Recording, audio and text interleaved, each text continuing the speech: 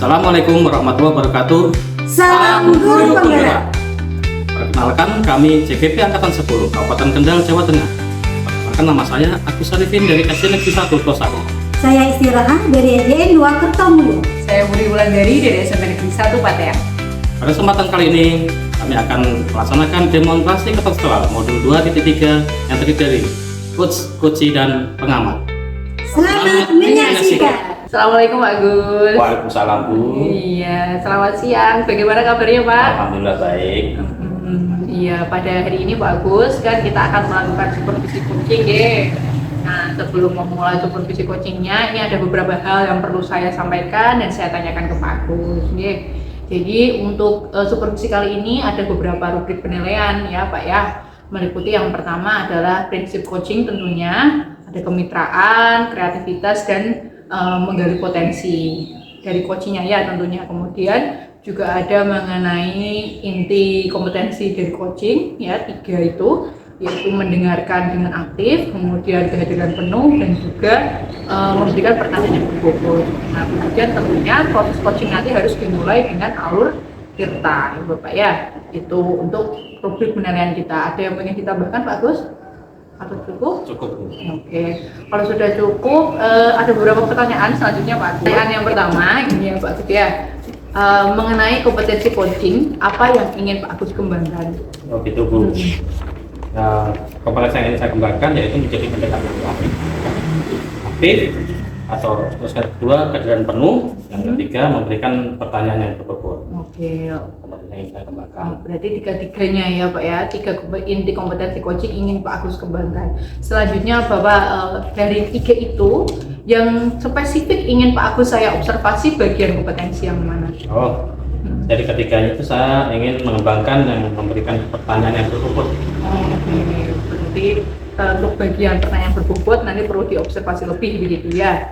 Oke, selanjutnya Pak, ini pertanyaan terakhir sebelum nanti kita mulai observasi. Indikator ketercapaian tujuannya apa nanti Pak?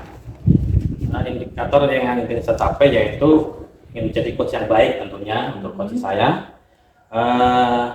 Saya akan menggunakan alur delta dan bisa menerapkan prinsip coaching, di antaranya kemitraan, proses kreatif, dan memaksimalkan potensi Coachingnya. Oke Pak Gus, sepertinya sudah siap sekali ya untuk insya Allah. coaching. Nah, ya mari kita bertemu dengan coach Pak Agus yaitu Bu Isti. Sukses untuk coachingnya nanti Bapak ya. Yuk, mari kita mulai. Assalamualaikum Bu Is, apa kabarnya? Waalaikumsalam Pak Agus. Alhamdulillah sehat. Pak Agus bagaimana kabarnya? Alhamdulillah baik. Baik Bu Is, apa yang mau Bu Is ceritakan pada saya? Ya Pak, saya ingin bercerita sama Pak Agus minta murid saya Pak. Masalah dengan murid saya terutama di kelas saya. Jadi menurut Bu Is, apa yang diharapkan dari obrolan kita pada siang hari ini? Yang saya harapkan dari obrolan hari ini setelah saya bercerita sama Pak Agus, sharing sama Pak Agus, saya dapat menemukan solusi dari permasalahan yang saya alami. Kira-kira masalah apa ya Bu Is yang mungkin Bu Is akan ceritakan pada saya siang hari ini? Masalahnya gini Pak Agus, murid saya pertama itu dalam pembelajarannya itu kurang antusias dalam pelajaran yang saya alami. Kemudian dalam mengerjakan tugas hanya 50% anak yang mengumpulkan. Itu menurut Bu Is, apa hal yang membuat Bu Is kok tidak antusias dan semangat? Kira-kira apa ya Bu Is? Mungkin gini Pak, murid saya kurang antusias karena saya mengajarnya terlalu monoton, sehingga saya hanya menggunakan metode ceramah dan tidak memberi kesempatan kepada murid untuk mengeluarkan pendapat. Oke, gitu. Kira-kira metode apa yang ingin Bu Is lakukan untuk membuat murid Ibu lebih antusias lagi? Yang bisa membuat murid saya antusias, mungkin pembelajarannya tidak melakukan. Bisa pembelajarannya melalui video pembelajaran yang menghasilkan, bisa lewat YouTube ataupun TikTok yang sekarang ini lagi hitnya Oh nih. gitu. Kemudian juga pembelajarannya berdiferensi. Ini karena saya pembelajaran monoton, anak jadi bosan. Nah sekarang ini akan saya ganti dengan pembelajaran yang berdiferensi. Saya sependapat itu dulu.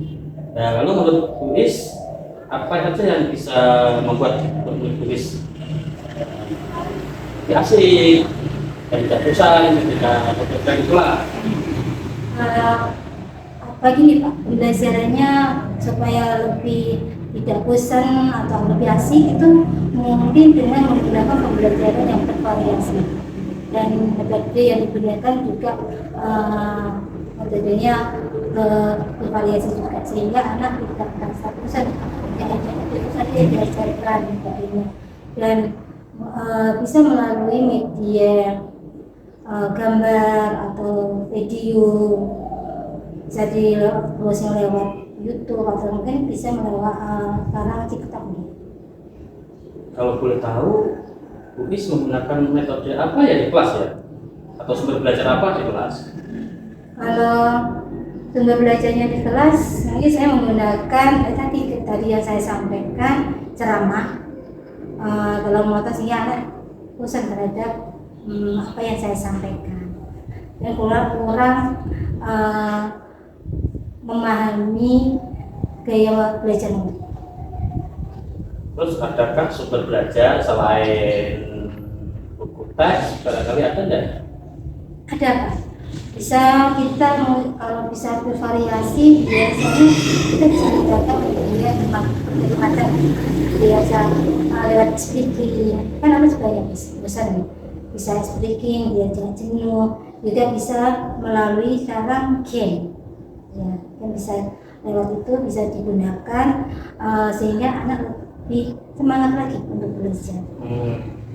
Betul sekali Bu, saya yakin sekali Ibu bisa menggunakan berbagai macam metode atau sumber belajar, pasti akan membuat murid-muridku lebih semangat, ya, lebih aktif dalam pembelajaran. Ya.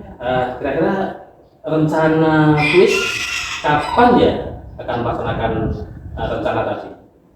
Rencana saya akan melakukan dan melaksanakannya secepat mungkin Pak, karena kita akan Senin besok akan menghadapi tahun ajaran baru dan anak-anak lebih semangat untuk belajarnya. Ini saya akan segera melaksanakan pembelajaran yang bervariasi, yang berpusat pada murid, dan pembelajarannya bisa melalui speaking dan game.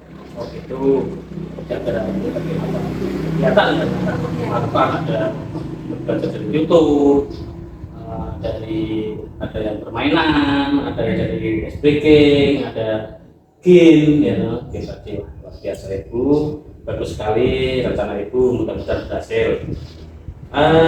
Kira-kira apa komitmen Komitmen yang akan saya laksanakan yaitu saya bisa melihat potensi murid saya dengan gaya belajarnya mereka. Itu yang ingin saya mungkin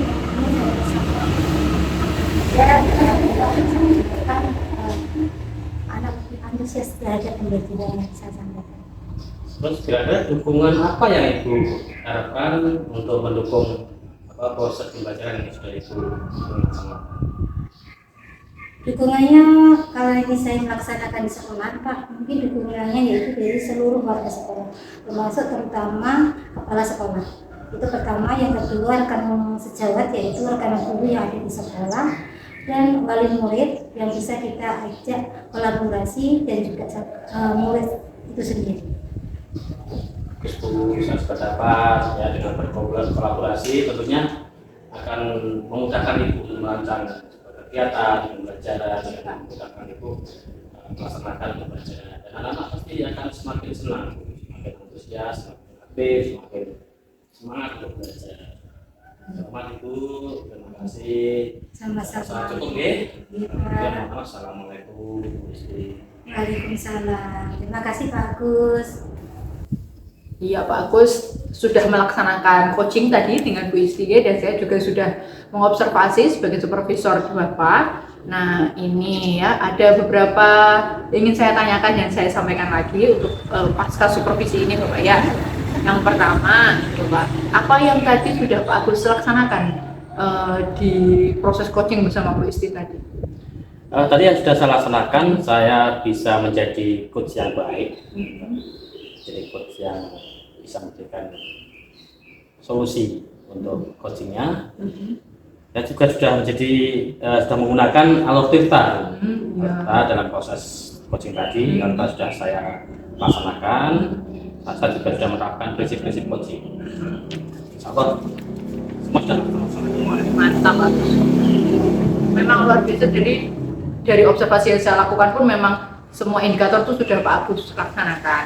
Ya, dari mulai prinsip, inti kompetensi sampai alur tirta. Cuma ini Pak Agus ada sedikit saran dari saya, alangkah lebih baik untuk alur tirta itu untuk bagian tanggung jawab Pak. Ya, bagian TA yang terakhir itu mungkin bisa lebih dikuatkan lagi untuk coachingnya. Ya, jadi selain ditanya mengenai waktu, mungkin umpan balik juga bisa ditanyakan gitu. Nah itu Pak Agus, saran dari saya. Selanjutnya ini untuk kedepannya Pak Agus ingin mengembangkan kompetensi apa lagi? Kompetensi yang bisa saya kembangkan nanti untuk depannya itu menjadi coach, menjadi pendengar yang baik. Kadang konsentrasi kita kan kadang teralihkan gitu ya. So nanti akan saya kembangkan menjadi pendengar yang baik atau pendengar yang aktif lah. Karena menjadi pendengar yang aktif bukan khusus dan jadi dasar ya Pak ya untuk langkah selanjutnya. Oke Pak Agus, terima kasih sekali waktunya untuk supervisi kali ini. Sukses selalu Pak Agus. Ya, semangat selalu mencerdaskan anak-anak saya Pak. Siap. Ya, mari kita akhiri. Terima kasih Pak Agus. Wassalamualaikum warahmatullahi wabarakatuh.